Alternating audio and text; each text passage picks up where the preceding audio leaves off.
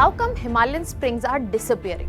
Why government is counting each of these springs and why this needs to be on the top of government's priority list. Imagine waking up in your house and there is no water that is available at all for any of the purposes. And that is what is happening in Indian Himalayan region in terms of springs. These springs are lifeline of these regions and they are drying up. Hello everyone, welcome to Vajiram and Ravi's Flash News. My name is Shubhangi Singh and today we are going to understand about springs which form the lifeline of Indian Himalayan region, how they are drying up and what government is doing about it. When we are talking about these springs form the lifeline of Indian Himalayan region. And these are the springs which are responsible for provision of something as basic as water, especially to millions of people. Not only do they fulfill the need of water for these people, they also facilitate agriculture, they also facilitate local ecosystems. But at the same time, the biggest problem with these springs is the fact and their conservation that there is no data about them, that how many springs exist, how many springs are drying up, there is no counting at all. And the threat to these springs is rising. It is rising in form of increased pollution, it is rising in form of increased population, it is rising in form of lesser snow formation, melting of glaciers, etc. So all in all, population growth and anthropogenic activities are responsible for decline in these springs, which are an important factor for the survival of Indian Himalayan region itself.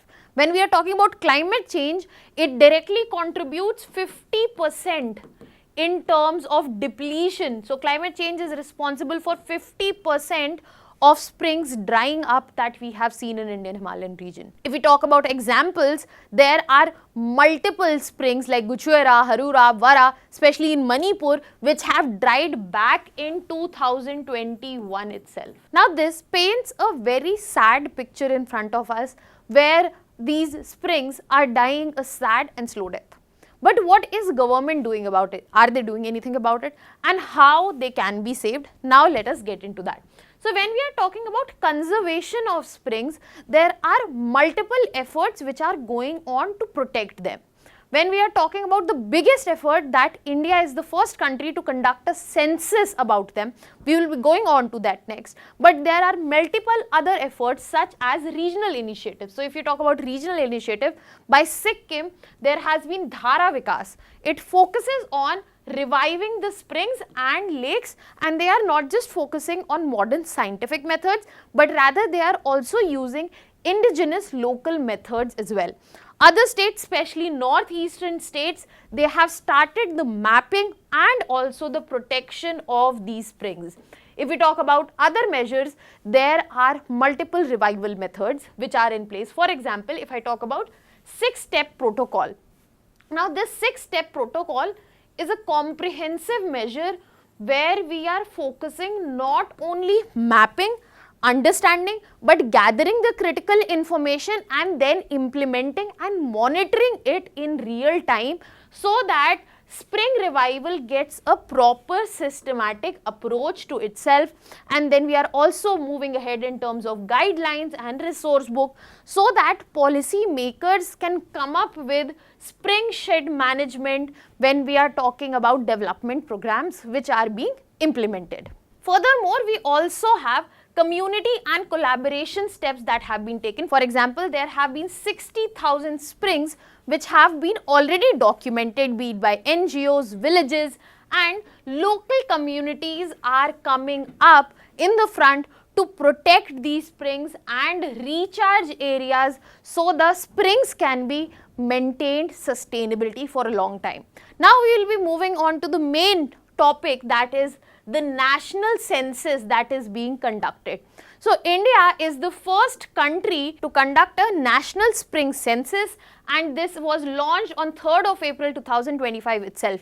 Now this marks clear priority of the government and a major step that has been taken in not just understanding but also conserving the springs. And the whole focus of this particular initiative is on identifying all the vulnerable springs which need immediate attention. Furthermore, integrating scientific data with the indigenous traditional knowledge so that there can be proper and effective management that can be put in place, and supporting the water vision of 2047, which we are aligning with Viksit Bharat by 2047, and also with the global goals in terms of SDG, that is clean water and sanitation by 2030. So this initiative does not stand in isolation. It stands in very much alignment with the need and the preparation for the future as well.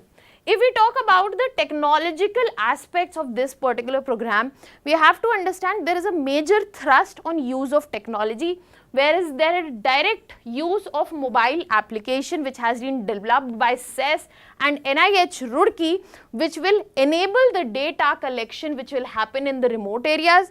The features of this app will include digital verification, inventory codes, block and district dashboards which will be present. Now this initiative will also focus on the climate action, which is a major component where we take springs and climate, because springs are a clear reflection of the health of Himalayan aquifers. If the aquifers are lost, they are very hard to restore, and that is why they ask for early action, and that is why it becomes very important and critical at this very point of time.